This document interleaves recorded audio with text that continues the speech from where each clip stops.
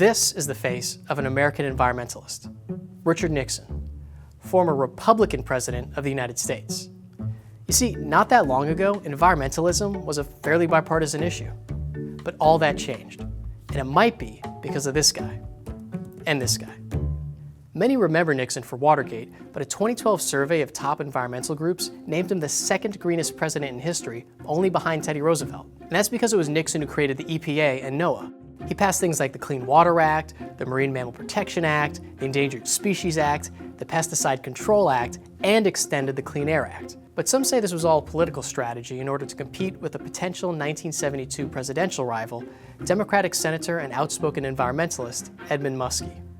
That's right, in the early 1970s, the Republican strategy was to try to out-green the Democrats. The tradition of the environmentalist president continued up to George H.W. Bush, who not only ran on environmental promises, he passed an expanded Clean Air Act amendment in 1990 and appointed the first conservationist to lead the EPA. But as his presidency went on, Bush became less environmental.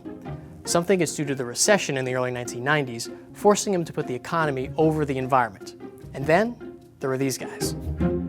Challenging Bush for the White House was a Democratic ticket featuring Al Gore, who had just written a book that would eventually be turned into the documentary An Inconvenient Truth.